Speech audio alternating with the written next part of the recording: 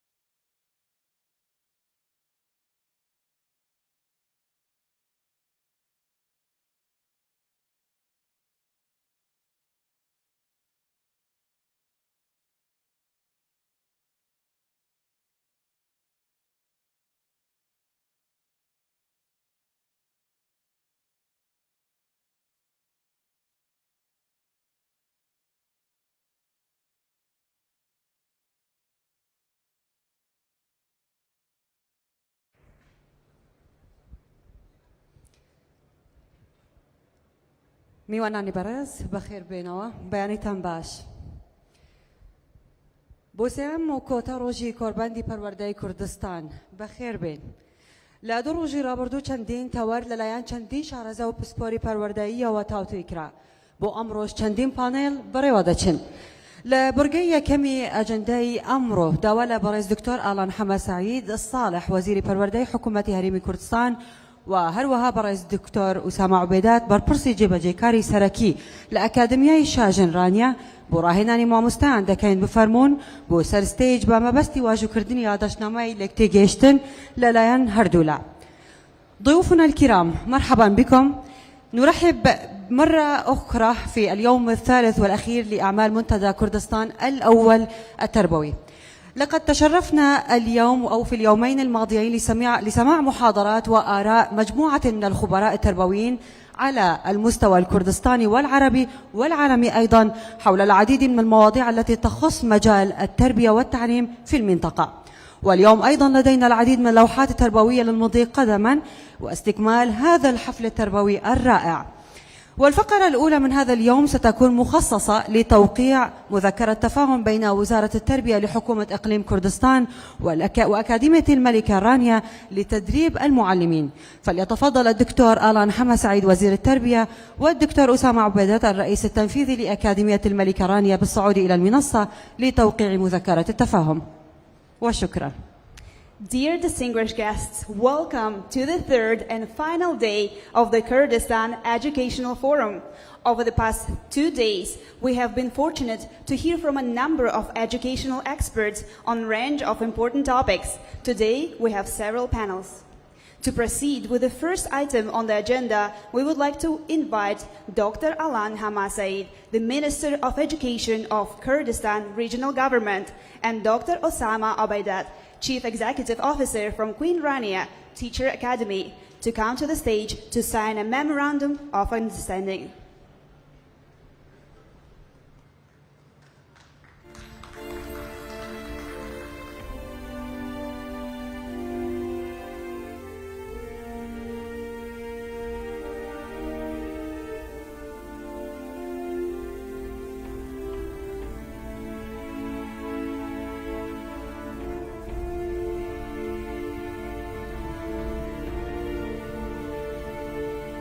بسم الله الرحمن الرحيم. السيد معالي وزير الداخلية ورئيس دائرة العلاقات الخارجية وكالة في حكومة إقليم كردستان الأستاذ ريبر أحمد، سعادة القنصل المملكة الأردنية الهاشمية في إقليم كردستان الأستاذ فؤاد خازر المجالي، معالي دكتور أسامة عبيدات الرئيس التنفيذي لمؤسسة أكاديمية الملكة الرانيا لتدريب المعلمين، السيدات والسادة المحترمون، بعد دقائق نوقع على مذكرة تفاهم بين وزارة التربية في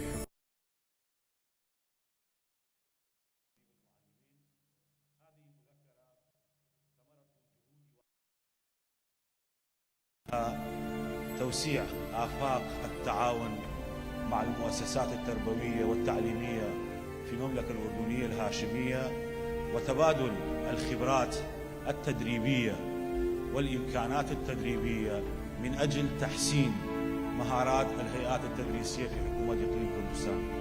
فشكرا لمن هم دوما بجانبنا دون شروط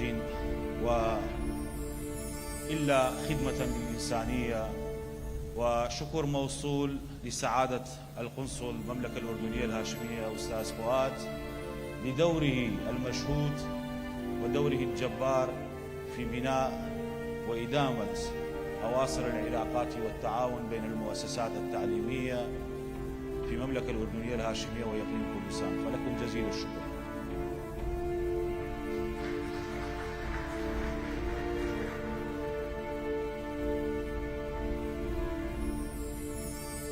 السلام عليكم ورحمة الله وبركاته.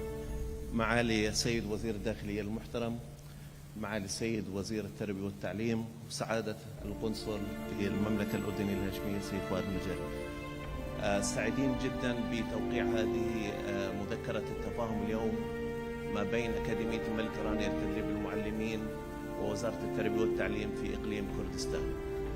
وأنا سعيد جدا بوجودي للمرة الثانية خلال أقل من عام في هذا البلد العزيز، ونأمل من خلال توقيع هذه المذكرة أن نعزز أواصر التعاون ما بين النظام التعليمي في المملكة الأردنية الهاشمية وإقليم كردستان وتبادل التجارب.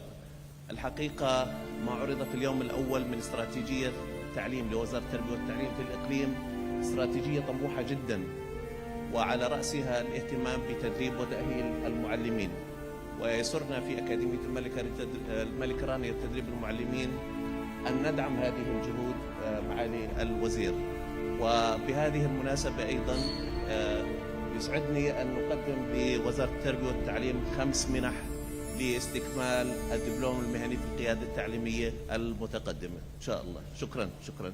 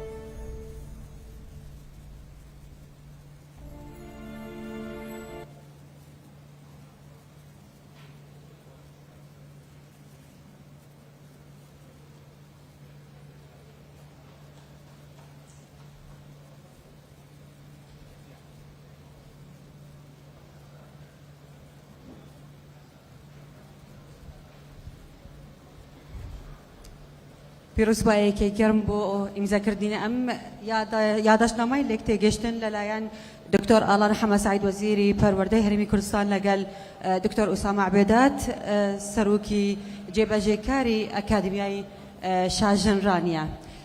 طبعا ئەوەش بە ئامادەبوونی وەزیری ناوخۆی هەرێمی کوردستان بەڕێز جەنابی ڕێبەر ئەحمەد. Congratulations on signing the memorandum, and we would like to welcome the Minister of Interior of Kurdistan Region, Dr. Rebar Ahmed. بەڵێ بەڕێزان ئێستا دەست دەکەین بە گفتوگۆی پانێلی هەشتەمی ئەم کۆربەندە سەبارەت بە بنیاتنانی داهاتوویەکی گەشتر گۆڕانکاری پەروەردەیی لە هەرێمی کوردستان. داوا لە پێشکەشکار و پانێلیستەکان دەکەین بفەرمونون بۆ سەر ستێج بە مەبەستی دەستپێکردنی پانێلەکە. حضورنا الكرام، نبدأ الآن من الفقرة الثامنة من أعمال منتدى كردستان التربوي الأول، والمحاورة ستكون حول بناء مستقبل مشرق، المتغيرات والإصلاحات التربوية في إقليم كردستان. لذا نطلب من المنسق والسادة المحاورون التفضل والصعود إلى المنصة.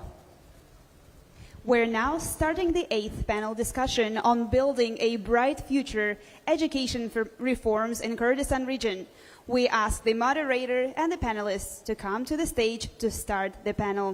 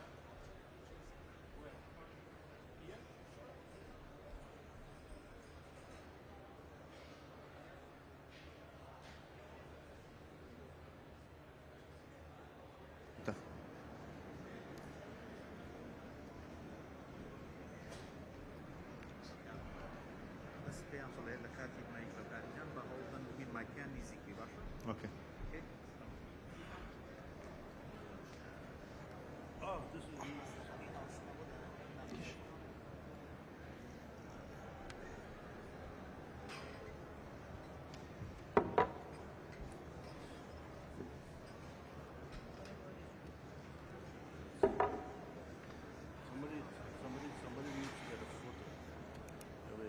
We have to tell Nicole. Okay.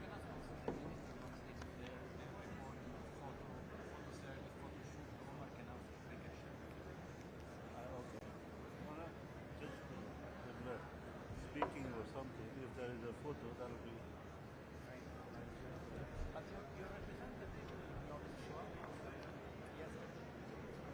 It's. No, yesterday, no. No. Sandra was here to look her. So we were lucky because it's not just the first mission in her field, so she was here. Yeah. So, did she get to speak? No, she didn't. She didn't speak. She didn't even met for the first time before the courtesy meeting, not done yet. So she came here, she wanted to get. I was even, I was trying to send somebody else in my place. Yes. And then Oh. I got a message that Ladies and gentlemen, distinguished guests, good morning to the third day of the forum. Our eighth panel is, the topic of the eighth panel is Building Bright Future, Education Reform in Kurdistan. Our guests for today, Mr. Randall, the President of AUK, Mr. Fabio Mano, the Education Specialist from UNICEF, and Mr. Santosh Khatri, the Chief of Education from UNESCO. To proceed with the discussion, I kindly ask you to keep the mic closer during the discussion so the voice to be clear. I will proceed with the first question to Mr. Fabio regarding what are some key drivers for education reform in Kurdistan region and how they are evaluated over the time. So the floor is yours. You have 5 times, then we will open the discussion after 30 minutes. Thank you. Thank you very much, and good morning, everybody. Good morning, my colleagues, the panelists. Definitely very interesting questions. As the United Nations officials, I mean, we need to say that our reference point as a framework, of course, they are the Sustainable Development Goals 2030, right? So our approach is definitely a human rights approach for education. And precisely within the 17 SDGs, Sustainable Development Goals, we focus on the number 4. Number 4 is simply said, we would like, everybody to have access and complete quality, inclusive, and equitable education opportunities for all, not only as a child, but as a lifelong learning approach. So we can always learn, and we always need to learn. So this is our reference point as United Nations, as a framework, definitely human rights. Whatever education reform we might think of, the human rights approach must stay there at the center. More specifically, I would say that 2 principles should lead an education reform: inclusion and equity. Inclusion and equities. Everybody should be able at least to complete 9 years of education. For us, my colleagues here, I'm sure they agree with me, now to have at least the foundational skills you need to be an active citizen in order to produce for your country something, to act as an agent for social cohesion, to produce human capital, you need to have at least 9 years of education. So this is the basis for everybody. And of course, when we talk about inclusion and equity, some of these children might have missed that opportunity, right? Already. They might be already, 13, 14, 15. But we also need to think of them. So we need to provide educational patterns that are suitable for them. They might be skills specific, to reach the labor market. So not only foundational education, basic education, but always in mind alternative education patterns for those children who missed that opportunity for them to break the cycle of poverty, the generational cycle of poverty. Then if you allow me, going back to the lessons we learned recently from the pandemics, I think that, again, an education reform should build on what we learned during the pandemic 19. I'm talking about technology. Because of the emergency, we became more creative in education, right? We design a new education delivery system. I'm talking about technology. In Kurdistan, a great job was done. My congratulations go to the Ministry of Education.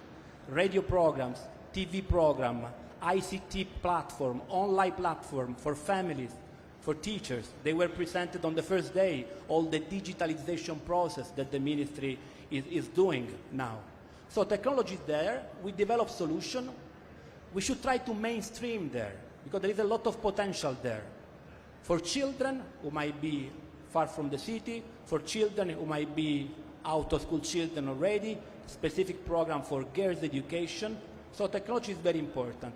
We learn a lot. We all have all these satellite TV. We all have, I remember I visited, many radio stations, many TV stations. So technology should be now included in the education reform. And then if you allow me the last point, more on a technical note. Of course, there is a need to have a strategy, a vision. What is the vision? Education is instrumental, right? It's not just for simply producing learning outcomes. Why the child should just know the history of Middle East? Because it needs to have a meaning, right? It needs to be functional to something. The idea of the citizen we need to feed this through education, right? So that's the vision. How do we want the citizen of tomorrow to become thanks to education?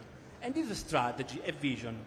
But on a technical side, and this is the way as UNICEF we support countries everywhere around the world, providing technical advice, technical expertise, to develop a long-term, maybe 10 years, for example, education strategy, costed strategies, with scenarios. For example, you want to develop early child education from here to 2030 up to 60%. So we need to include what are all the actions, right?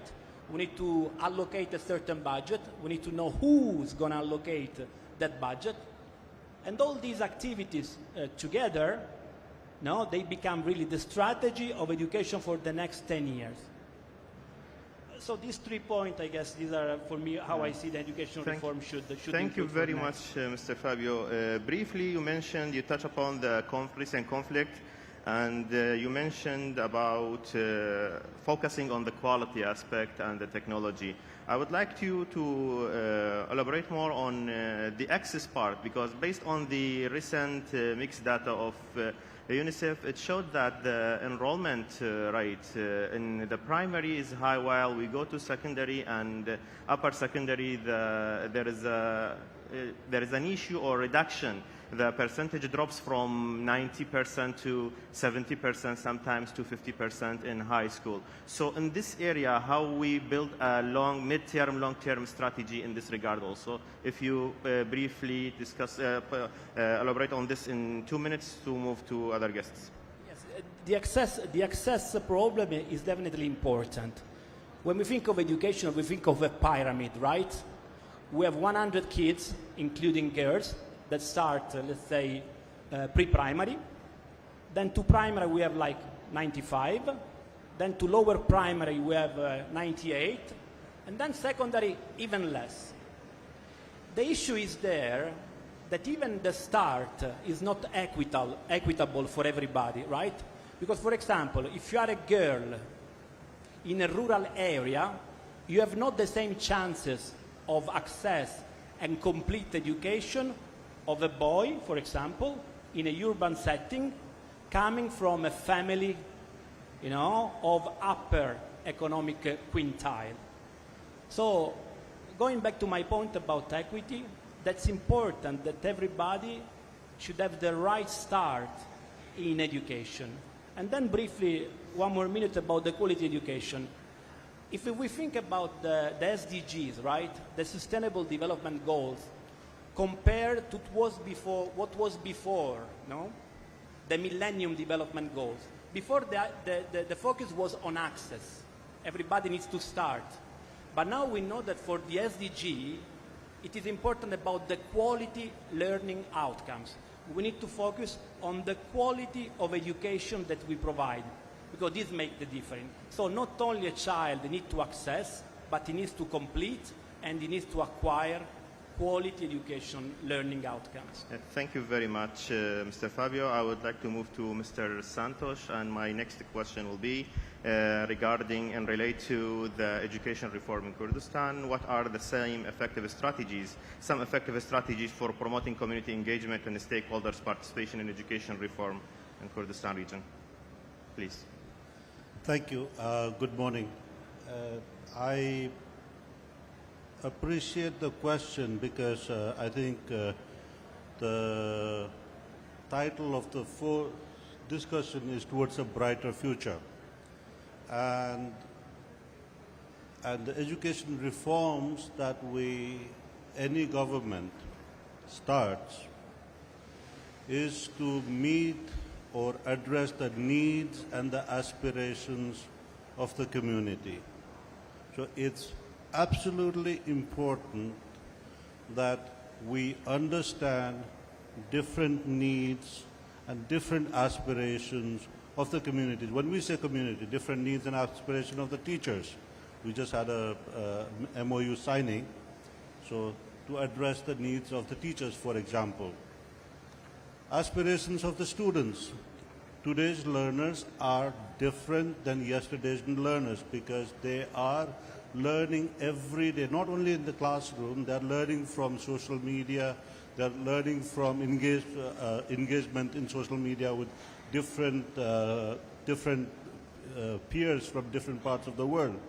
So, as Fabio was mentioning earlier, a girl in a remote community would have a different need. A boy in Suleimania would have a different need from one in Dahuk. So parents would have different needs. So when we are embarking upon the educational reforms is to understand very clearly these needs. And I'm really glad that we are having this conversation. There are multiple ways of engaging the communities. And first and foremost, I think, is a very clear, transparent communication. Communication to let the parents know, let the teachers know, let the teacher trainers know, let the universities know what is it that we are trying to do and why are we trying to do this, what is their role. And since I also come as a student of business, we all understand and we are all interested in what's in it for me. So we should be able to explain to different communities what's in it for them, what is the benefit, and what support mechanism as government, as policymakers, as administrators we are bringing in. So transparent communication, listening to them, and one very important part I would see is the capacities to engage. Oftentimes what happens is that the capacities to engage at the community level does not exist. So we should be in a position to provide support to those community members so that they understand the procedures, processes, technicalities on how do we engage with the government, how do we engage with the DEO, how do we engage with the ministry. So these are some areas, and the way to do this would be to engage community leaders and also engage very active civil society organizations and NGOs, because we have a large range of civil society actors and NGOs working in the region. So to cap it all, understand the needs, of the communities, what they are, communicate well with them, and what is it that we are doing, why we are doing, and what is we expect out of them, and the role we will be bringing into them. So let me stop there. Thank you. Thank you very much. So I captured from the discussion that the community engagement linked with the communication skills as one of the most important core values of life skills to build a mid and long-term strategies for a bright future for Kurdistan. Thank you, Mr. Santosh. I will come back to you. Mr. Randall, if we go to the next question, how can education reform be evaluated for their effectiveness in improving learning outcomes in Kurdistan region? The floor is yours. Thank you. Thank you. As many of you are aware, I met with President Nechovan Barzani in January 2021. We discussed the issues related to education, not just on the elementary, secondary levels, but also higher education levels. Sorry, Mr. Randall, if you keep the mic closer. Sorry. And we decided to establish a national task force on K through 19 education. It's been meeting for the past couple years, and very clearly we understood that reforming education is a major undertaking, as it involves not only millions of students, but also thousands of teachers, parents, stakeholders, and many others, the Ministry of Social Labor Affairs, as well as the Ministry of Planning.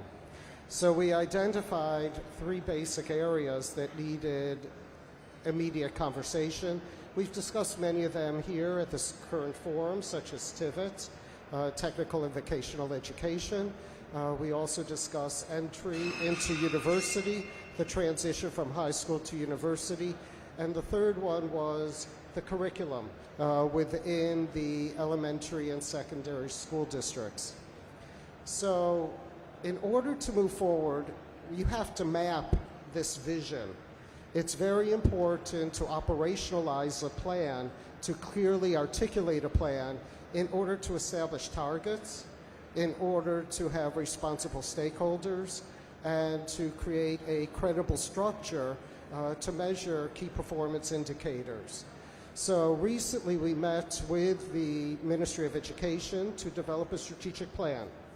So there were 4 main goals in the strategic plan. The first one was to ensure teaching and learning that reflect international best practices. And as you have seen in the past couple days, the Ministry of Education is puts tremendous amount of stress on international expectations through accreditation and various stakeholders in the Middle East, as well as Europe and the United States. The second one is to ensure an inclusive access, which has just been mentioned, to K through 12, regardless of gender, ethnicity, religion, national origin, disability, etc. The third is to assess current resources to identify gaps and address those gaps.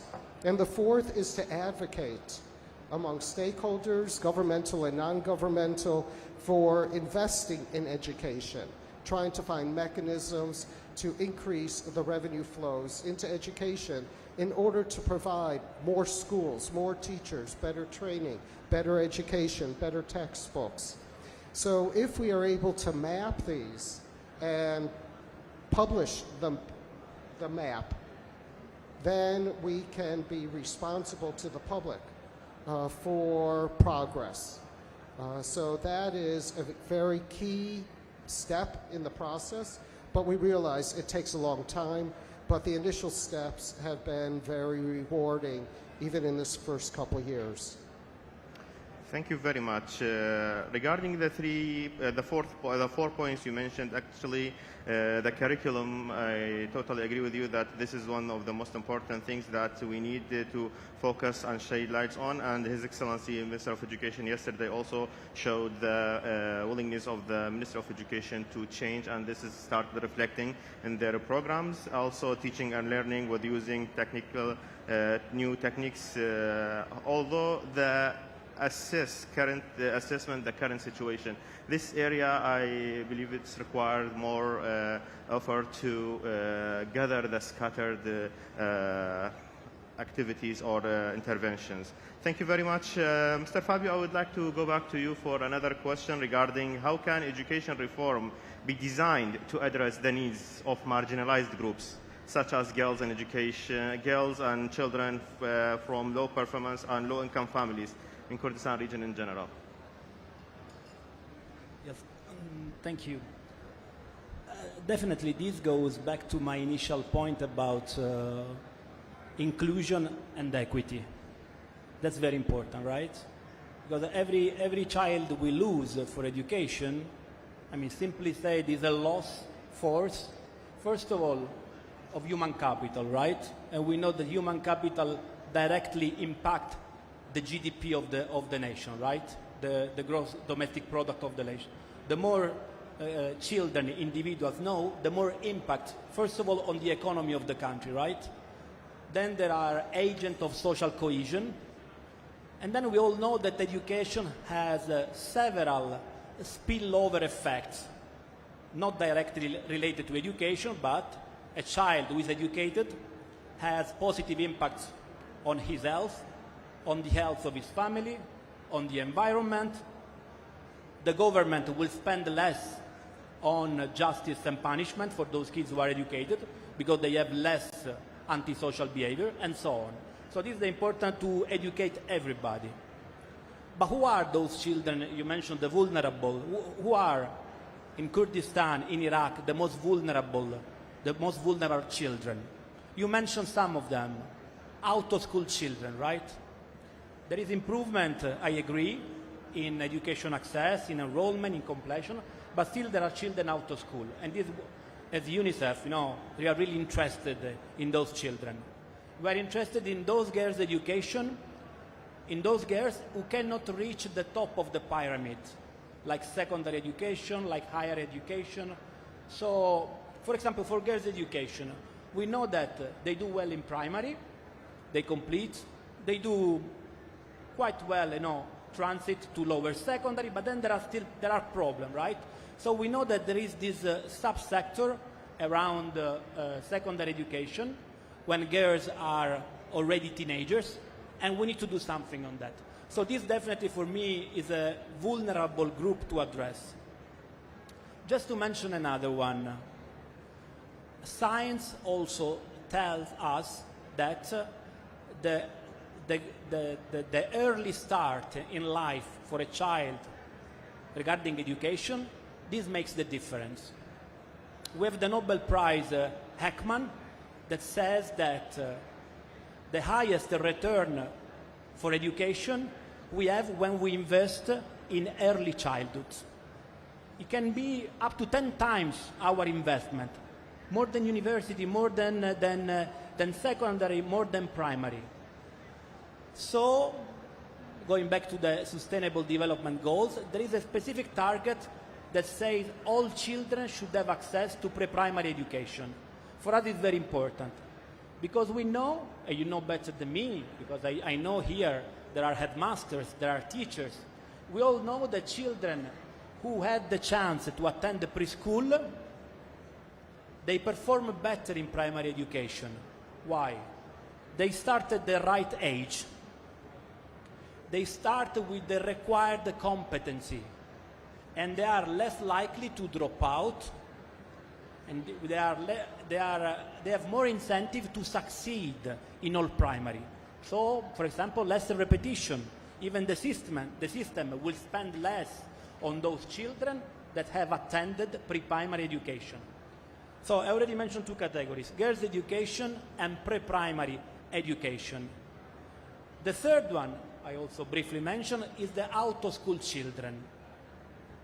And you know better than me, the challenge, the issue about out-of-school children is a complex issue. As UNICEF, we also work in health, right? For example, vaccination campaign. Results, vaccinated equal results. It's not the same when you have a child out of school.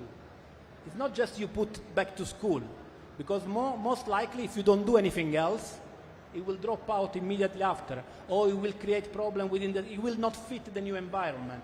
So you need to talk with the parents, You need to talk with the teacher, you need to have psychosocial support, you need to train the teachers, you need to have a safe environment for those children, for the other children. So it's a very complex issue, dealing with out-of-school children. But the important thing here is to have not just one recipe for all. A child can be 16, never attended school, but still need education. So we need to think what is the meaningful education for that teenager, right? Probably is interested in ICT. He knows more than me about all the social media. So probably a vocational training on ICT might be very relevant, right? While for a girl might be something different. Or for a child who drop out in grade 3, we can still think to reintegrate to school with an accelerated learning programs. So the recipe are different. So we need to have a strategy with different results, different activities for different beneficiaries. Thank you, Mr. So, Fabio. Omar, yes, I would say these three categories for me, like pre-primary girls and out-of-school children, really deserve a special attention. Actually, if we touch upon the out-of-school children, it requires a lot of time, but due to the timing, I would like to just focus on shade light on the out-of-school children. According to the recent campaigns with the Ministry of Education, conducted, especially for last year, out of over 21,000 out-of-school children identified and managed to re-enroll back to education. But I believe what you mentioned is we can switch the challenge to opportunities. And here, when we are talking about out-of-school children, especially in the remote areas, that we are unable to provide them with access, here the technology can play a role through the blended learning and vocational training. So I believe this challenge can be transferred to opportunities. Thank you very much, Mr. Fabio. I would like to move to the last question to Mr. Santos. And how can education reform be designed to address the needs in rural communities in Kurdistan region? How can education reforms be designed to address the needs in rural communities? This is a great question. From world over, the education reforms are organized to address specific, as I was saying, specific needs and development aspirations. And especially rural areas is where oftentimes the reforms and the programs, they do not reach or they struggle to reach. So in a nutshell, if we could say our reforms, the reforms we are initiating, the effectiveness of those reforms can be tested in actually rural and remote areas. And remote areas, we all know, sitting in this room, I think we all know the typical problems in remote areas would be infrastructure, the classroom, the water and sanitation facilities in schools. The second key problem would be availability of trained and motivated teachers. Then connectivity would be another area of issue that rural areas face. So these,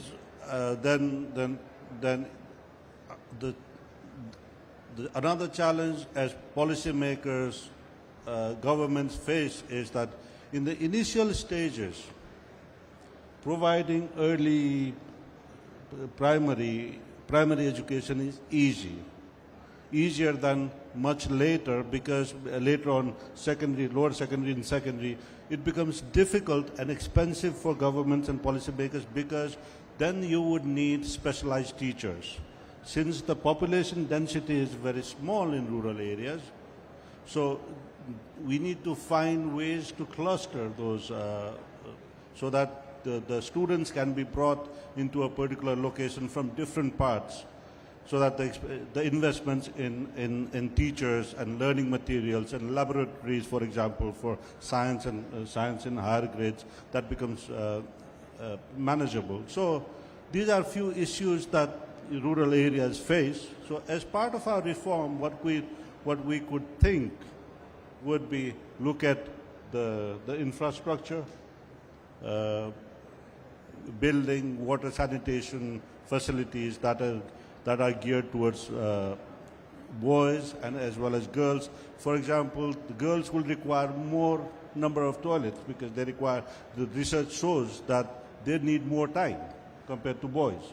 So the facilities which are designed towards specific needs of the learners, the students with disabilities, utilization of technology. Earlier, Fabio was mentioning about the huge investment we made during COVID on teaching and learning facilities, technology. So the technology could be harnessed, could be mobilized to provide specific or good quality content to students where we're struggling with trained teachers. Another area, rural areas, usually they are agrarian, so areas could be on skills training through technical vocational education. For example, UNESCO is working in KRI in Iraq on providing technical vocational education at the secondary level on agriculture, ICTs, construction, etc. So those are areas we could consider. There are areas where you cannot have so many teachers, but small number of students. Economically, it's not viable to provide many numbers of teachers. So multi-grade teaching could be another option. So there are multiple areas or ways we could address the needs of the rural community, rural areas.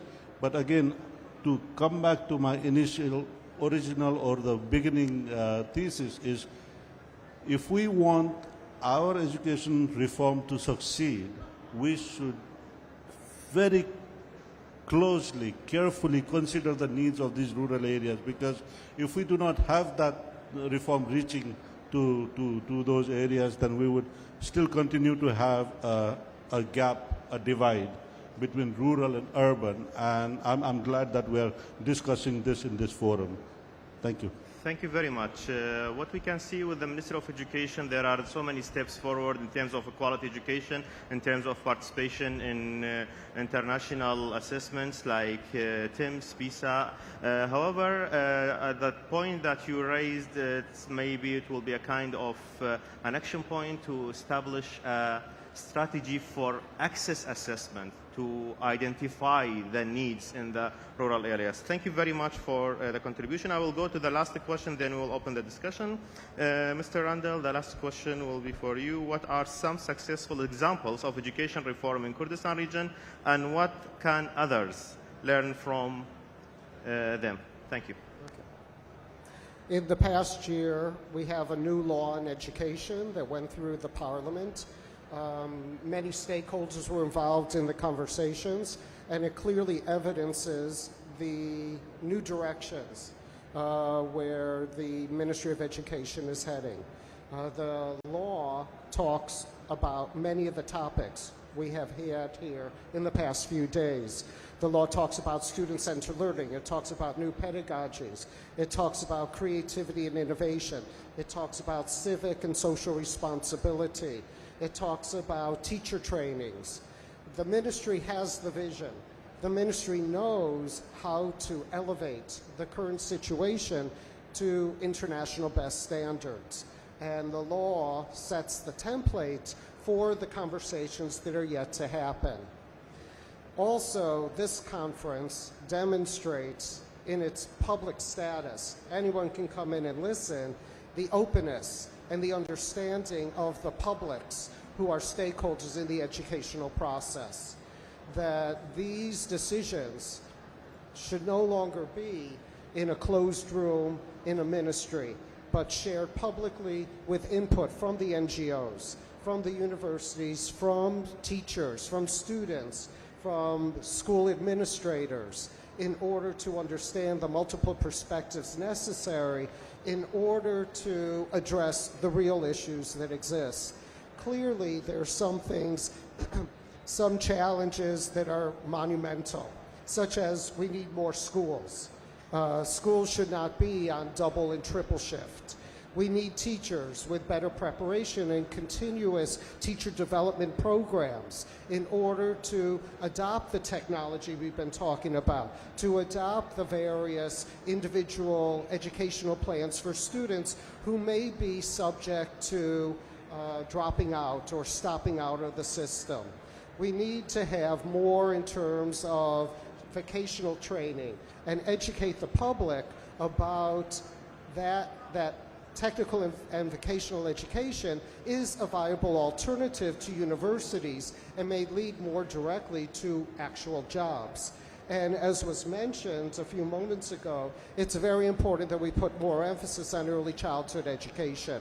We focus a lot on the transition from high school to university. What about the beginning of that cycle? What about from birth into kindergarten and first grade? Because that is where the attitude towards education and the basic foundations are established. So there has been tremendous progress in the conversations, in the awareness, in the openness to adapt the curriculum, to build a curriculum that will make the students of Kurdistan more competitive globally and help to develop the economy. We still have many challenges left, but in the past 2 years, I have seen tremendous advances and tremendous progress. Thank you very much. Thank you very much, dear guests. Yes, Santosh, please, quick one, please, so to move. No, just to add, there is a lot of reference about, we talk a lot about human capital and where does it begin. For my thesis is that human capital, if we are really serious about that, begins with mother. A literate mother, mother's health, as Fabio was saying, early childhood education, nutrition, healthy, well-fed child can learn, hungry child cannot learn. So begins with mother, a literate mother, so literate families, literate environment is very important. Early childhood, very, very important. Then the primary education is where you get the foundational learning, literacy and numeracy. And then as you go in the lower secondary level is where you continue with your literacy and numeracy and basic sciences. I believe KRI is participating in TIMS, grade 4 and grade 4 would be on numeracy and grade 8 would be on sciences. Then as you move upwards, you create this environment, learning culture whereby you are learning, relearning, and unlearning and relearning. So in other terms, human capital terms, would be skilling, basic skills. Reskilling means as the world is changing, you need to quickly adapt, reskill. And upskilling, as technology change, your economy change, you need to very quickly invest on upskilling mechanisms. So those would be a spectrum of human capital that I would suggest. But again, to have that, it's a very strong foundation would be early childhood education and strong primary education. So let me stop there. Thank you. Thank you so much. We all do agree that we have a strong foundation with the Kurdistan region, with the Minister of Education to build all the strategies and move on. We will open the floor for question and answer quickly and we will end the panel. بۆ داهاتوویەکی گەشتر چاکسازی لە کەرتی پەروەردە لە هەرێمی کوردستان دەرگای گفتوگۆ بۆ بەڕێزانەکەینەوە پرسیارێک لە ماوەیەدا دقة لبناء مستقبل مشرق إصلاحات التعليم في إقليم كردستان نفتح باب الحوار لمدة 10 دقائق بس أقم مايك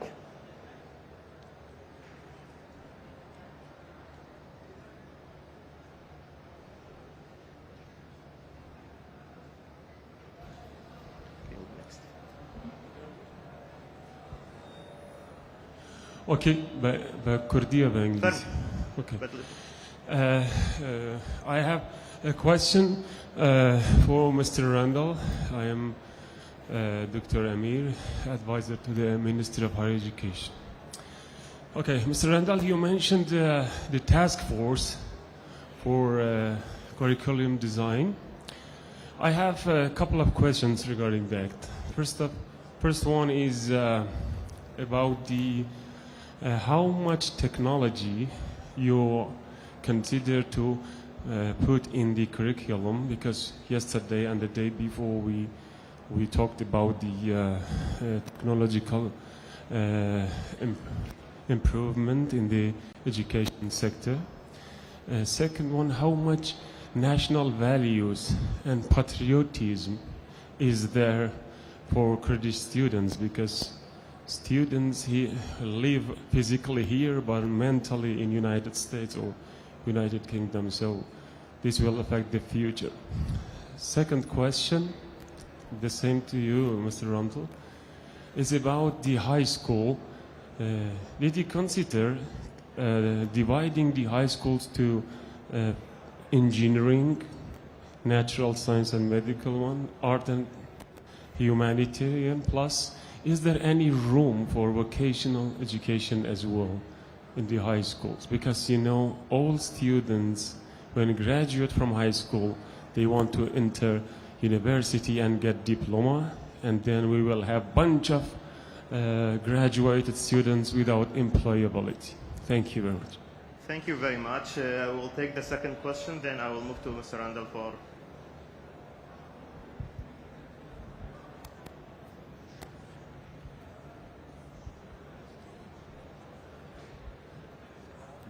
Both questions for you, yeah. زۆر سوپاس بە خێراتنی ئەو پانێڵستە بەڕێزاناکەم. پرسیارەکەی من بۆ بەڕێز سانتۆش، ئێوە وەک یونسکۆ ئایا ئێمەی کوردستان هەڵسەنگانی ئێوە بۆ ئەو ڕیفۆرمەی وزارەتی پەروەردە و هەرێم پێ هەڵساوە بە بەراورد بە عێراق و جیهان، واتە ئێمە لە کوێی جیهانین لەو ڕیفۆرمەدا ئەگەر ڕوونکردنەوەیەکمان بداتێ یاخود هەڵسەنگاندنی زانستی کردووە مەمنون نەبین. زۆر سپاس. وەڵامی پرسیارەکان وەرەگرین و دواتر دەچینە لای بەڕێزانی تر بۆ پرسیاری تر. So, Mr. Randall, the first question was briefly how much technology involved in the curriculum and the task force that you mentioned that they are working on. And the second question related to the area of vocational training in high school.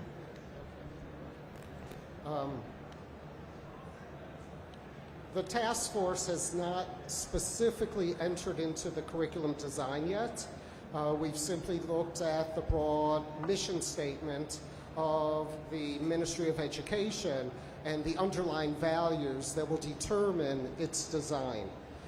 In terms of technology, we haven't gotten specific in terms of grade levels and various like computer programs or computer usage by grade level.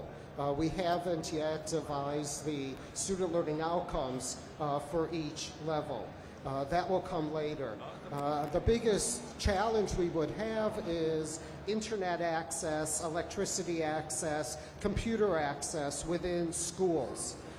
AUK adopted a local school in Semmel, which is very close to our campus, and they literally had no computers. So therefore, rolling out an academic program on technology when the teachers don't have access to computers and there's no computer lab will be problematic.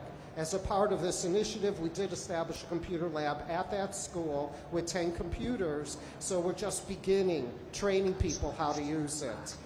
Your second point on ethics and patriotism, I think, is extremely essential, because we have to look holistically at the education of students, that we are grooming the next generation of citizens for Kurdistan. So therefore, they must have the right philosophy, a sense of patriotism, a sense of nationalism in order to move forward, because they must contribute not just economically through employment, but they must contribute politically and also socially to the development of the country. So when we look at whether it's history lessons, social studies lessons, they must be embedded with some level of civic understanding and a methodology that will be free of prejudice, free of propaganda, and lead to a more democratic mindset within the new generations. Okay. The third question was about TIVET. So currently, at ninth grade, students who are not clearly on an academic path due to their performance history in elementary can immediately go to TIVET after grade 9 or after grade 12 if they don't want a university pathway. In order for TIVET to work, there must be licensed, certified providers of vocational education. That must be regulated.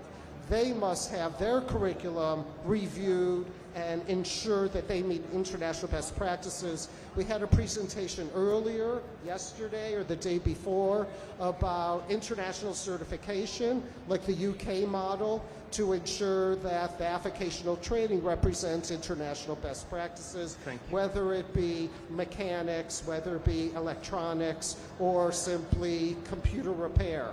So the Kurdistan must introduce that level of licensing and monitoring and control and assessment of those vocational institutions. Otherwise, it won't work. Also, in order to motivate students to move down that pathway, there must be a guarantee of a job.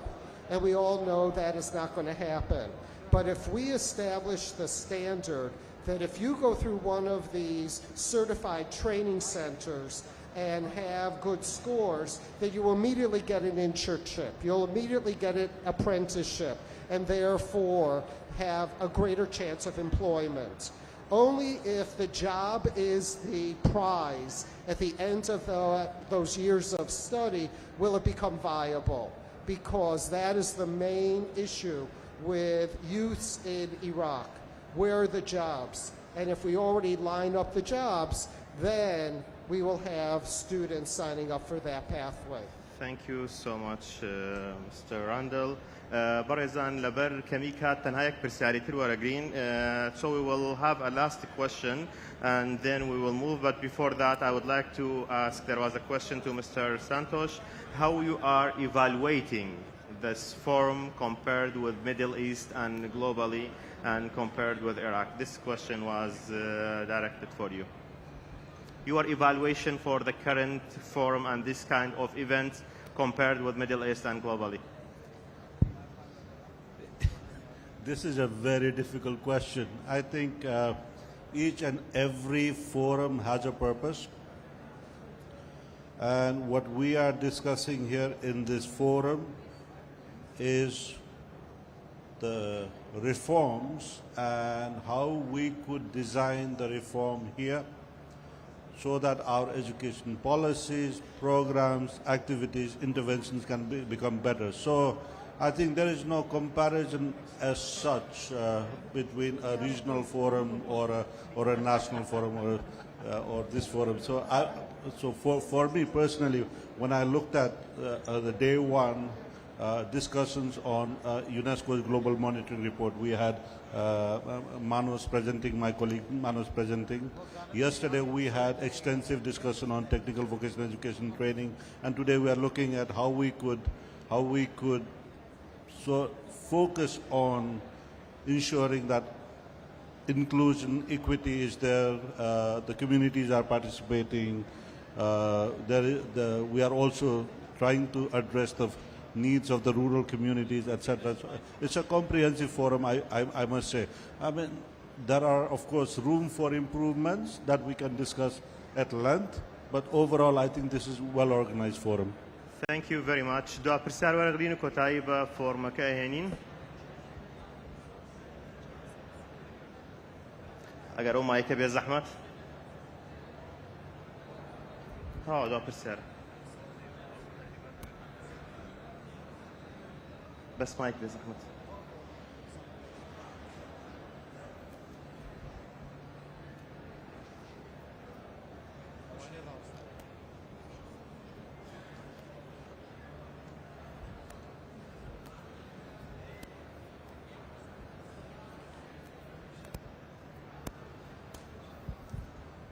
Thank you very much. My name is Joanna. I am ex-senior manager in the Ministry of Education. Thank you for your coming. We appreciate it. And you have a great role in our poor region. Excuse me for my weak language. I will speak in English. My question was for UNICEF about how precious the role of the kindergartens here in Kurdistan before they start the primary schools. How much you pay attention for their skills to improve their skills and develop it.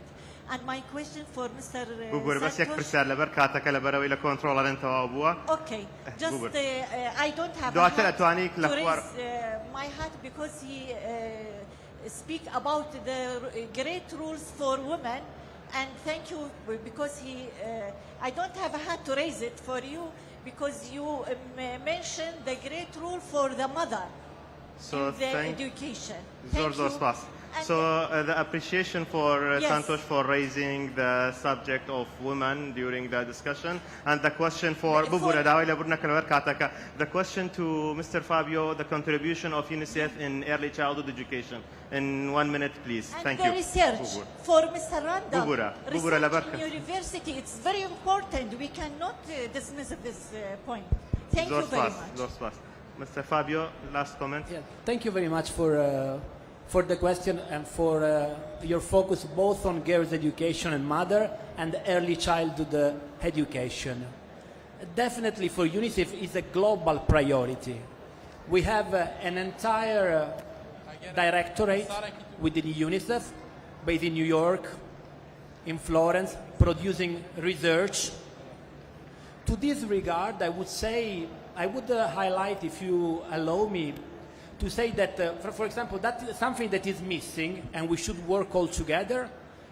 It is, for example, to produce evidence, context-specific, related to Middle East. Because globally we have lots of evidence, English language, French language.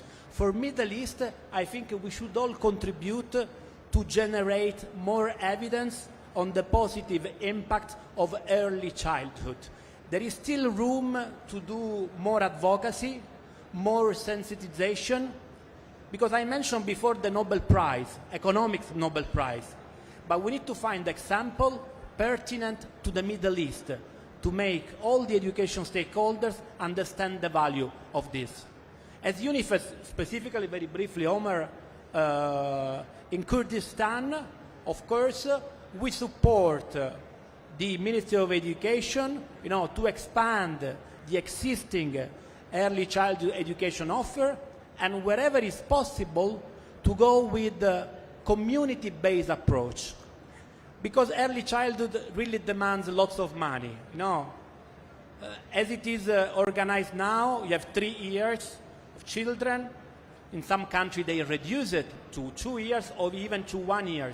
This might be also a reflection, because some countries, they prove that, for example, the 3rd year of early childhood education, looking at the impact, cost-effective, maybe is not the right choice.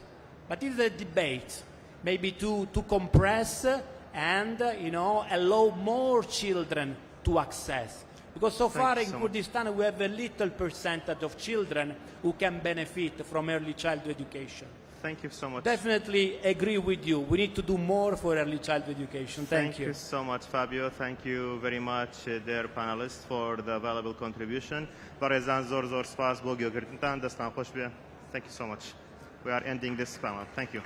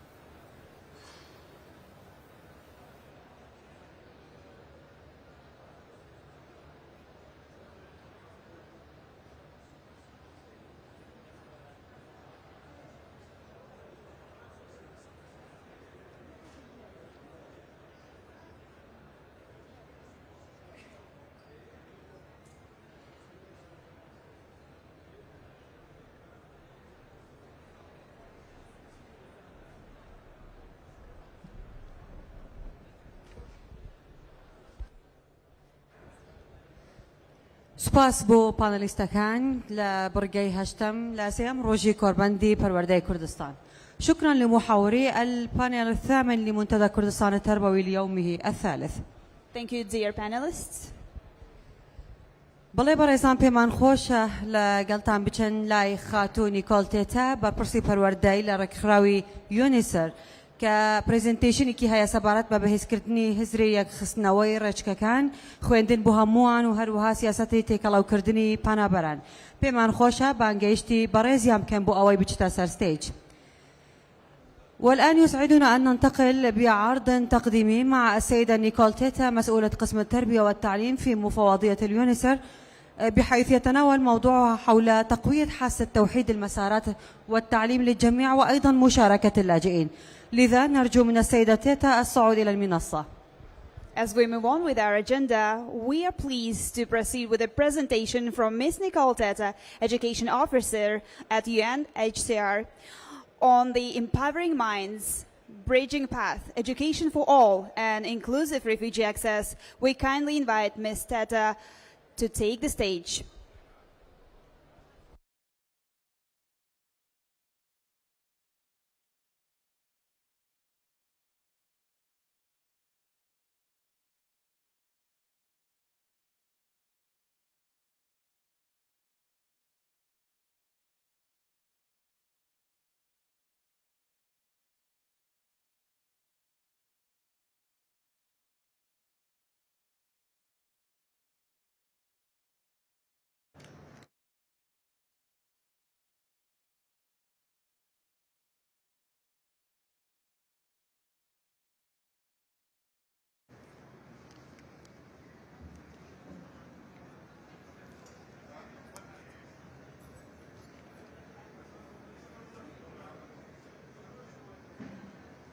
You tell me what.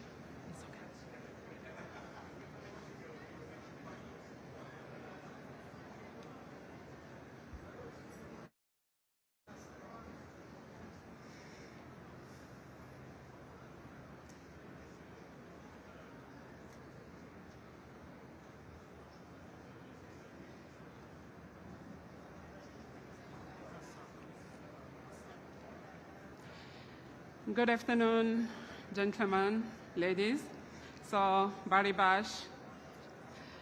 Empowering mind, bridging path, education for all, and inclusive access to refugees. What does it mean? Next. So, the presentation will have like a kind of 5 section. What is our global understanding about the education?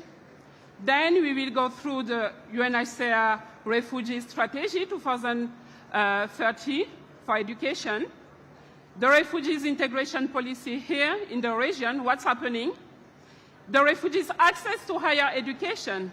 As my colleagues mentioned, there is some improvement too on that, and then the way forward. Next. The collective understanding of education. We all know education is a human right for whoever and everywhere. So the education is for everyone.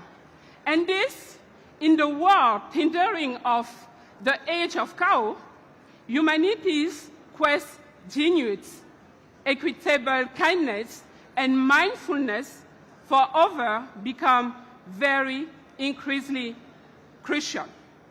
One of the key factors in this endeavor is education.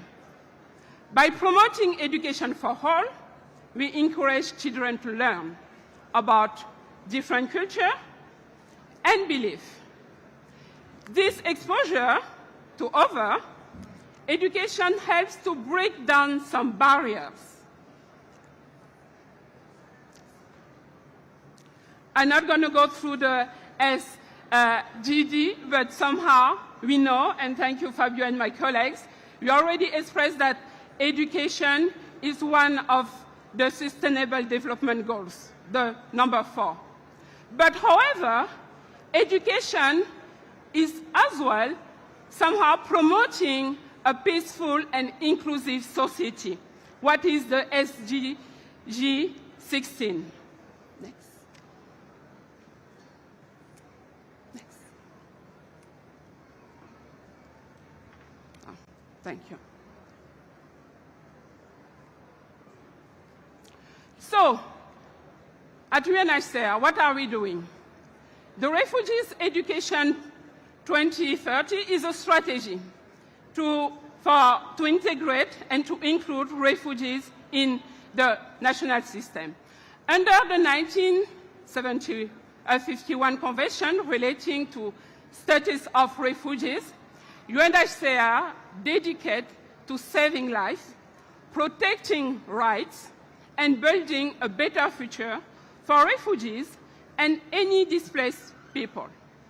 Education protects children who may be at risk of exploitation, trafficking, and any gender-based violence. Inclusion in equitable quality education in national system contribute to resilience for all, prepare children and youth for participation in social cohesion society, and is the best policy option for refugees, displaced, but as well for host communities. In 2021, we find out that only 52% of 7.9 million of refugees have access to education around the world. Only 52. But actually, this is among non-refugees, 89% have access to education. So there is a high gap between. So we need to work to provide more access to education to refugees. So, the Refugees Education Integration Policy, what it is. Temporary parallel education systems are not sustainable because different reasons. One of the main reasons is because of the cost. It's costly for the government, for the humanitarian actor as well. And we all know that humanitarian funding for this parallel system is first inadequate and even unpredictable. Because humanitarians, sometimes the donor don't have any more money. What's happened? So the quality of education in the temporary parallel system as well are not guaranteed. And there is no oversight of the learning accreditation of the parallel system. Next. But what is the Refugees Education Integration Policy? The RIP is a policy developed under the Minister of Education leadership to ensure that Syrian refugees and asylum seekers, children, have access to quality education on an equal basis as host community children. UN agencies and education partners, of course, support the Ministry of Education vision to include refugee children in the nearest public school from their home. There is a background, I'm not going to go into detail, but note that we start talking about inclusion of the refugees more than 8 years ago. So in 2021, we first start with a workshop. At the end of 2021, in November, the first Refugees Integration Policy was endorsed by the Council of Ministers. And then, in 2000 September, last academic year, we start to implement the policy in grade for children in grade 1 to 4.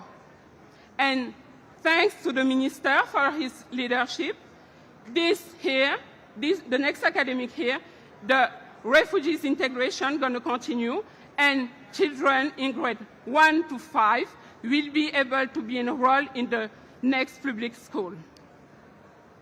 Next.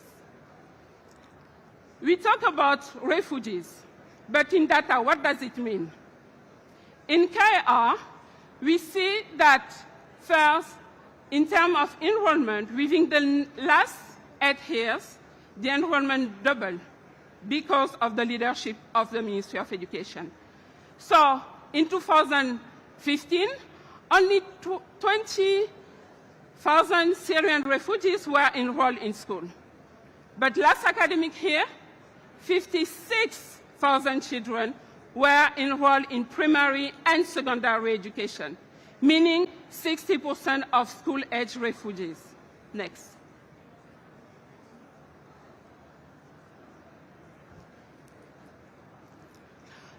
So, RIP impact on the Syrian refugees enrollment. Before the RIP, only 56 schools were welcoming refugees. And with the RIP rollout, 961 schools are now hosting refugees in the region. So, we saw an increase of 20% of enrollment in grade 1 to grade 4, comparing to 2020-2021 enrollment, what is a very, very good achievement. Next. But the policy impact as well the Syrian refugees teacher. So last academic year, almost 400 Syrian refugee teachers teaching in grade 1 to 4 have been recruited by the Ministry of Education as lecturers.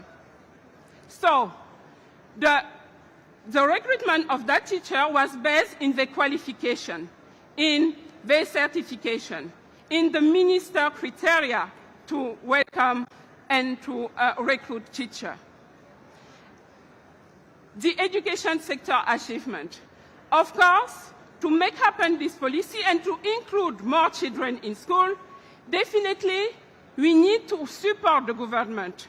So the education partner starts some school construction, new additional classroom, rehabilitation.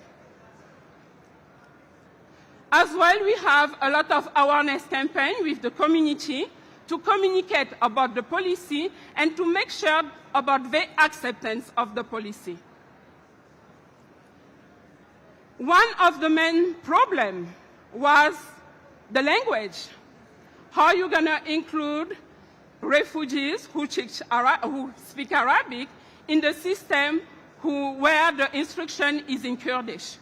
So UNHCR, with the education partner, we provide Kurdish language classes and definitely other additional support, such as textbook distribution, teaching and learning material, etc. So, the RIP, 6 very, very good points of the RIP. First, the RIP is maintaining the quality of the education. Now that refugee children are enrolled in public school, definitely they have access to quality education. The RIP supports refugee children to complete primary education, as mentioned by colleagues is very important, with a certification that leads to secondary and other opportunity. The RIP as well allows the access to TVET, and to the tertiary education. Is improve refugee teacher employment status, but as well quality of teaching because they are more trained. Is ensure refugee children protection, but as well it reduces the number of out-of-school refugee children. My colleagues talk about out-of-school children. So including them in the system definitely reduce this number. And of course, including refugee children, strengthening national education system by leverage financial and capacity investment into the national system.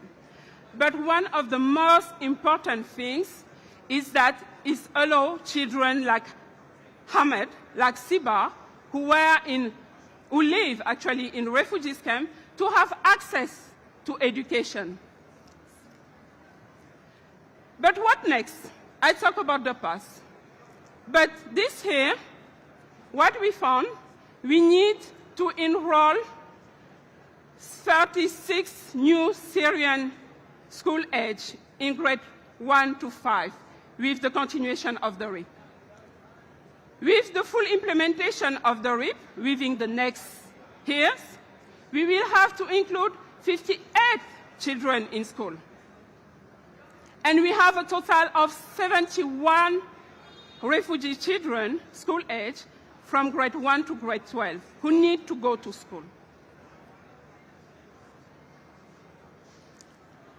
And we see to include all these children in school, of course, we have a lot of gaps that we need to fill. So in terms of reminding need, we need to recruit more children, or more teachers, sorry, including more children in school, meaning recruited as well more teachers. Of course, we should construct more schools, renovate and upgrade the existing one. More school supply, like desks, like textbooks, etc. The capacity development as well of the central and local education authority is needed. But more than anything, more fund by all stakeholders is needed to implement the RIP. So, in terms of support, it's not good enough, but it's still good to say. So, the education sector budget to the continuation of the RIP will be almost 8 million to support the Ministry of Education. The RIP and the education, we was talking about what are the positive things about education. The transformative power of the RIP is on the children, is on the population. So those are some voices from the population and from the children who now have access to education.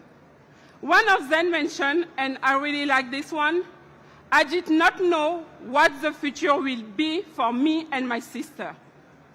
Coming back to school really gives us hope.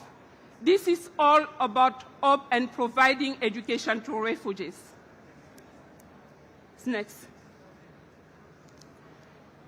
Now that we talk a lot about primary and secondary education, and the Ministry of Education already has the policy to make sure that children in primary, secondary education have access to education, what about refugees who need to access to higher education?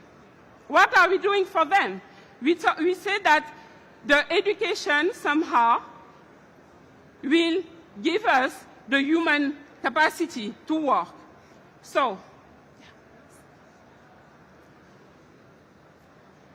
for UNHCR, we have a goal to increase the enrollment in higher education for young women and men by 15%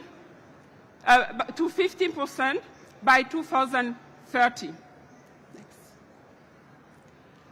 To achieve this goal, one of the main programs that we have at UNHCR is the DAFI Scholarship.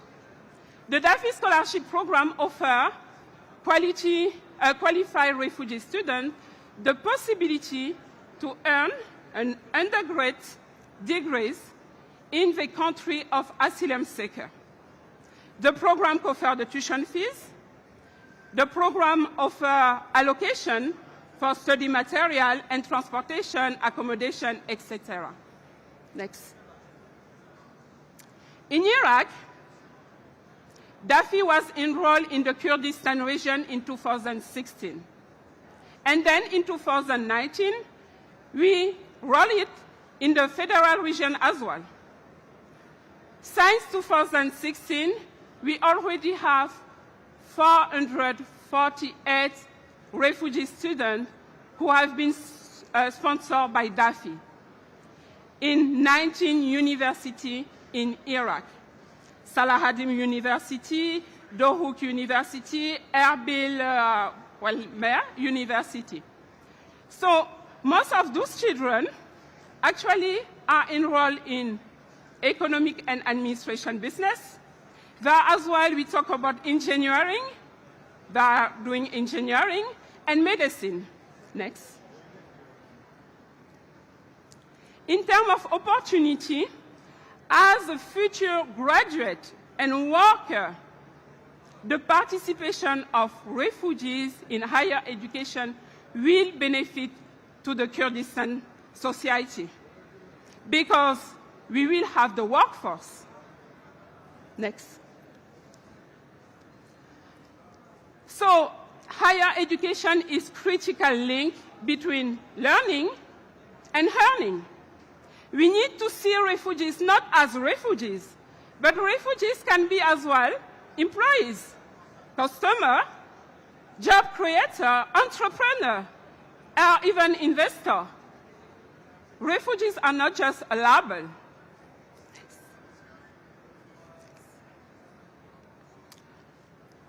In terms of challenges, one of the main challenges is the job opportunity. What's happened to those refugees whenever they graduate? Are they offering us job opportunity? So this is a question mark, and we should start thinking about. In the way forward, because I need to go very, very well. So, to overcome refugee children, inclusion, challenges, and unlock the full potential of Care education system, several measures need to be taken. And I'm not going to say so many things new. My colleagues already mentioning within the last 3 days. Curriculum reform.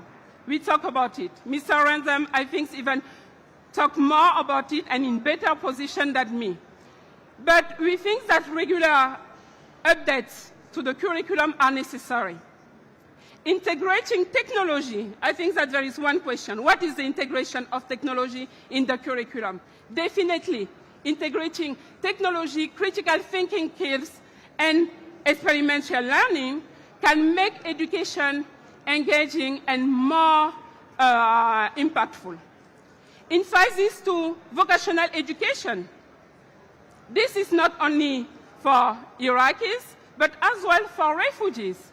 Integrating vocational training skill development program into a mainstream education system will prepare students to diversize career paths and entrepreneurship opportunities.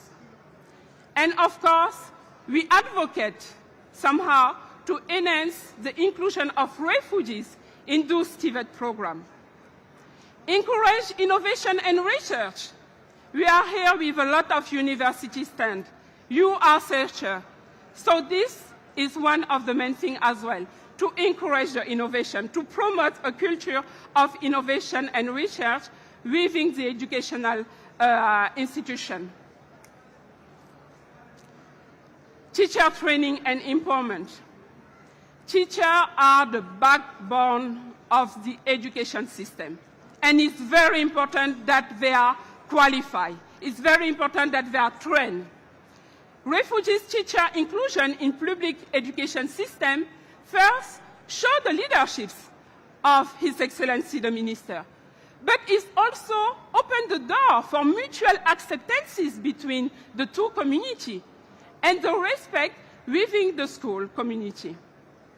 Comprehensive training program and professional development opportunity can definitely enhance teacher effectiveness and motivation.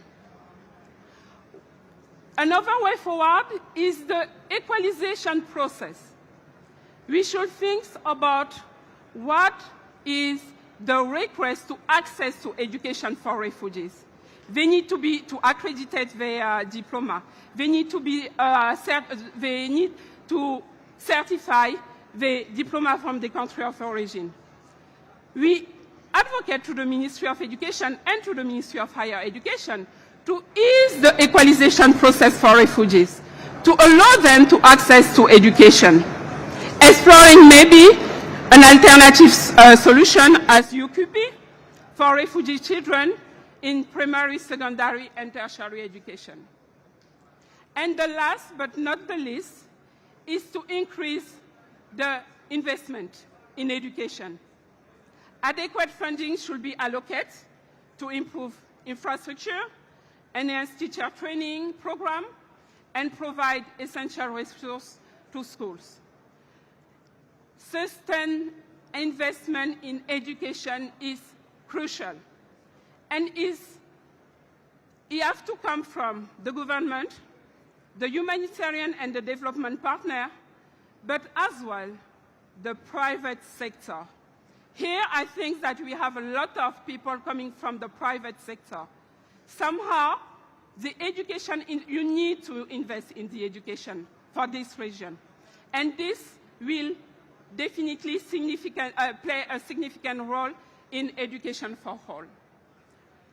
I'm done. So, thus far, shukran. Thank you.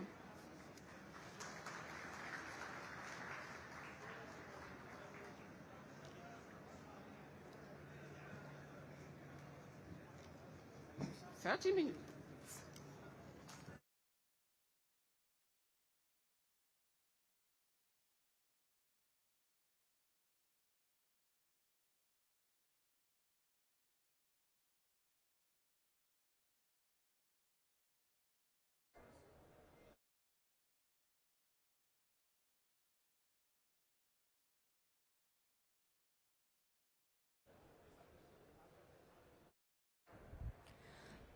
تست One. زۆر سپاس بۆ خاتۆ نیکۆلتێتە بەرپرسی پەروەردایی لە ڕێکخراوی یونیسر کە پرەزیشنتنێکی تایبەت بە خوێندن بۆ هەمووان و تێکەڵاوکردنی ئەو یان سیاسەتی تێکەڵاوکردنی پانەبەران پێشکەشی کرد. شكرا للسيدة نيكول تيتا المسؤولة القسم التربية والتعليم في مفوضية اليونيسر في تقديمها البرزنتيشن الخاص بالتعليم للجميع ومشاركة اللاجئين. Thank you so much, Ms. Teta, for this insightful presentation on refugee education. بله برایزان ئێستا ئێمە پێمان خۆشە داوا لە جەنابی دکتۆر ئالان حەمە سعید وەزیری پەروەردەی هەرێمی کوردستان بکەن بفەرمووت بۆ پێشکەشکردنی پرزنتيشنێک سەبارەت بە ديجيتال ميديا. والآن يسعدنا أن نطلب من الدكتور آلان حمى سعيد وزير تربية إقليم كردستان بالتفضل لتقديم عرض توضيحي مهم حول موضوع ومهم ألا وهو الديجيتال ميديا. We now invite onto the stage Dr. Alan Hama Saeed, Minister of Education of the Kurdistan region, to deliver a presentation on the educational platforms.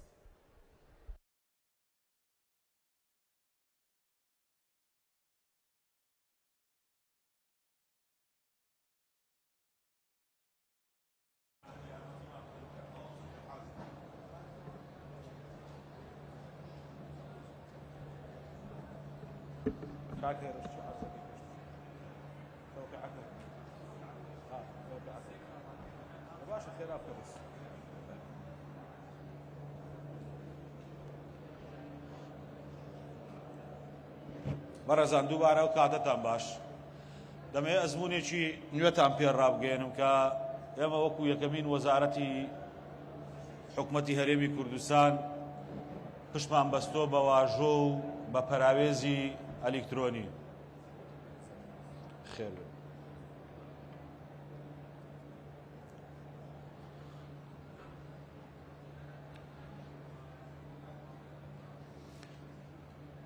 ئەمڕۆ سەرکەوتنی پرۆسەیەکی کەی دیجیتاڵی ڕاگەیەنین کە ئەو پرۆسەیە پرۆسەیەکی گرنگە ئەویش بریتیە لە واژۆی ئەلیکترۆنی.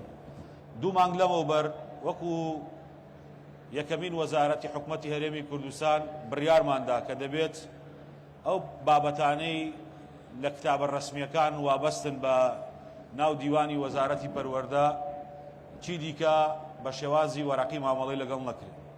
دەبێت هەم واژۆ هەم نووسراوە فەرمیەکانیش بە ئەلیکترۆنی بکرێن. لەو پێناوەشە کاری گرنگمان کرد، ڕاهێنانمان بە هەموو فەرمانبەرەکانی ناو دیوانی وەزارەت کرد، تێستمان کرد و لە 15 پێنجەوە لە 16 پێنجەوە ئەگەر لە یادم بێ ئێمە ئەو پرۆسەیەمان تاقی کردەوە بۆ ئەوەی کە بتوانین ئەو سیستەمەی کە پێوترێ DMS Document Management System بتوانین بەکاری بێنین. سەرکەوتوو بووین، سوپاس بۆ هەموو بە ڕێزانەی کە ئەو کارایان کرد، مامۆستا شیلان بەڕێوەبەری گشتی پلاندانان و تیمەکەی کارێکی گرنگیان کردووە. ئێمە ئەمڕۆ ڕایگەێنین کە دیوانی وەزارەتی پەروەردە و واژۆی هەمومان لە بەڕێوەبەری بەشەکان و بەڕێوەبەری هۆبەکان و فەرمانبەرەکان تا ئاگاتە وەزیر هەمووی ئەلیکترۆنیە و خاڵی گرنگ ئەوەی کە ئێسایەوە دەیبینن ئەوە ئەگە کاگەرش پێمان پیشان بدا نووسراوێکە نووسراوەکان کاگەرش ئەم نووسراوە دەیبینن ئەلێرەوە لایانی وەرگرتە دیاریەکرێ دەنێرێ بۆ بەڕێوەبەرایەتی گشتی دیوان کاکێرش نووسراوەکە ئەگەر پیشان بدەی عەزێت نەبێت نووسراوەکە دێتە ناو سیستەم لە ناو سیستەم طبیعی هەموو بابەتانە بە شێوازێکی دیجیتاڵیە کرێ ئەوە نووسراوێکە لە سلێمانیەوە هاتووە چۆرۆ سەرە و تەوقیعەکەی خۆمان ئەلێرە هامشێکی لێ دەکەین نووسراوە بەڕێوەبەرایەتی گشتی دیوان لەسەرەوە کاگەرش سەوزەکە بەڕێوەبەرایەتی گشتی دیوان بە جۆرەی ڕێنمایی لایانی ئەگەر پەراوێزێکی خۆمان بنووسین بمانێ پەراوێز بنووسین بەدەستی پەراوێز ئەنووسین ئەگەر بشمانەیە پەراوێزی ئامادەکرا و بنووسین پەراوێزی ئامادەکرا و حازرە ئەتوانیت پێویست نەبێ ئەگەر وەزیر یان بەڕێوەبەری گشتی نەیەوێ شتێک بنووسێ و پاشان لەوێ دەینێرێت کە ناردن هەیە ئەگەر بمانێ پەراوێز بنووسین دەتوانین بینووسین پاشان کلیک لەسەر ناردنەکەین پەراوێزی وەزیرە ڕوات ئەچێ بۆ بەڕێوەبەری گشتی دیوان و بەڕێوەبەری گشتی دیوانیش بە هەمان شێوە کاری لەسەرەکان نووسراوی دووهەم نووسراوێکە کە پەیوەندی هەیە بە فەرمانێکی وەزاری یان نووسراوێکەوە فەرمانە وەزاریەکان بەم شێوەیە کاگەرش بۆ بەشی سەرەوە ئەگەر دیقەت بدەن لێرە ڕۆژەکان سەعاتەکان هەمووی دەنووسرێ هامشی هەر فەرمانبەرێکی لەسەر بێ هەتا ئاگاتەوە لای وەزیر تا ئامادەکردنی کتابەکە هەمووی ئەنووسرێ لە خوارەوە نووسراوە واژۆ بکە ئەلێرە کلیکە کاکێرش ئەلێرە ئەمە تەوقیعی منە لە ناو سیستەمەکە کلیکەکەم نووسراوەکە دەبێتە نووسراوێکی ئەلیکترۆنی وەچێتە بەشی سادرە لە بەشی سادرە بە ژمارەیە خرێتە سەر ڕاستە و خۆ دوای تەوقیعی وەزیرە چێتە بەشی سادرە هەم پەراوێز هەم نووسراوەکانیشمان بۆ ناو خودی خۆمان کردووە پلانیشمان داناوە لە ماوەی ساڵ و نیویچکە ئەمە تا ئاسی قوتابخانەکان بەرین چونکە ئێمە ئەم سیستەمە دەمانەوێت بە تەواوەتی لە ناو وەزارەتی پەروەردە ئەوەی لە چوارچێوەی یاسا ڕێگەی پێدراوە ئەوەش نووسراوێکی دیکەیە بە هەمان شێوە بۆ سەرۆکایەتی ئەنجومەنی وەزیرانە لەوێ واژۆ دەکەیت ئەوە دەبێتە نووسراوێک و ئەو نووسراوە چێتە بەشی سادرە ڕقەمەکەش بەدەست ناخرێتە سەری ڕقەمەکەش لە سیستم ڕقەمیەداتی سوودی ئەم بابەتە چییە؟ یەکەم لە هەر شوێنێک کارێک تەئەخیر بێ کاتەکانی خایەنراوی نووسراوە لەو بۆکسە زەردەکە نووسراوە لە هەر شوێنێک لە لای هەر فەرمانبەرێک نووسراوێک تەئەخیر ببێ پێتەڵێ بۆ تەئەخیر بووە پێتەڵێ ئەوەندە تەئەخیر بووە ئەوەندە سەعات ئەوەندە چرکە لە لای ماوەتەوە تۆ ئەتوانی بە دوواداچوونکەی هۆکاری تەئەخیر بوونەکەی چییە؟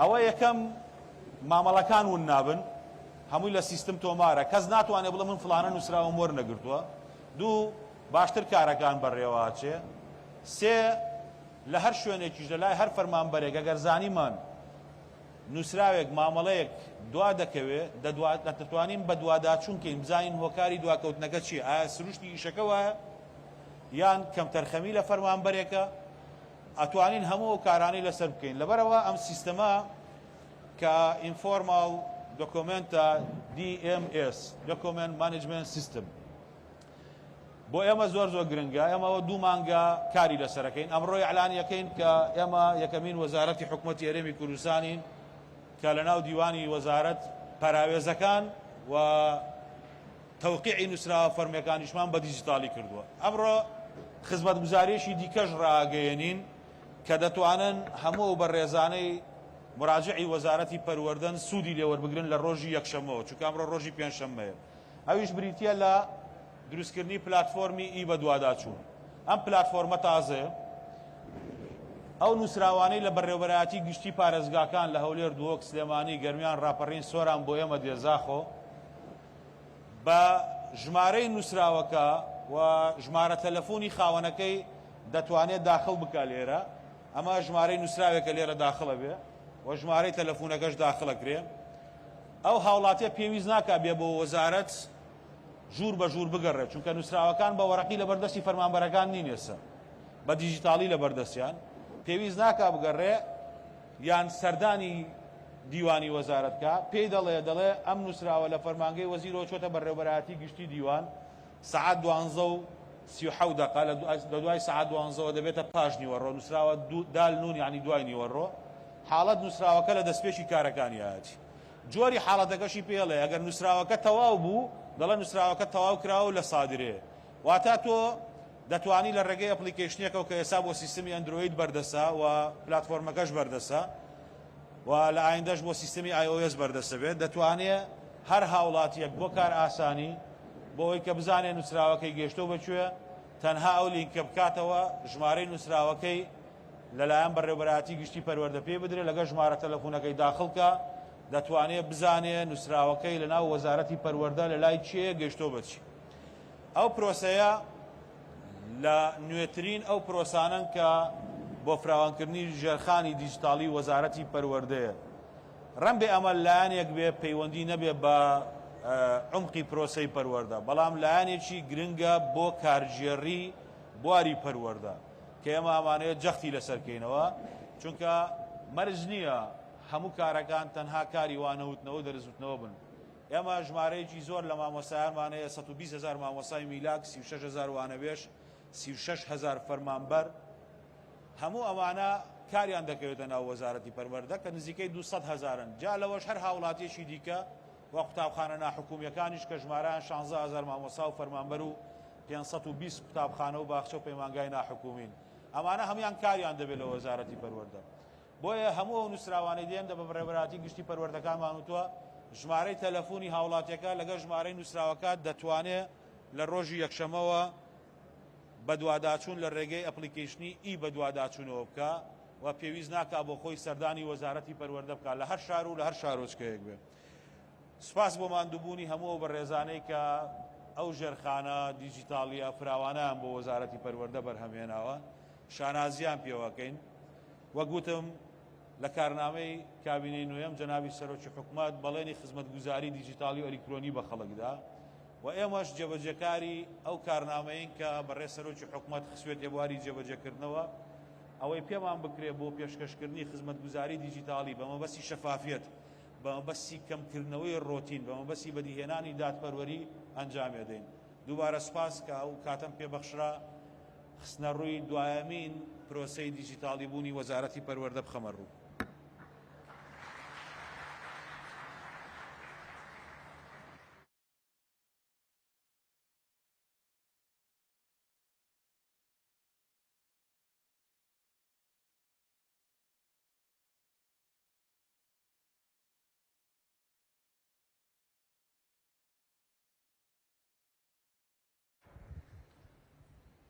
زۆر سپاس بۆ جەنابی دکتۆر ئالان حەمە سعید وەزیری پەروەردەی هەرێمی کوردستان بۆ پێشکەشکردنی ئەم پرزنتیشنە سەبارەت بە ديجيتال ميديا.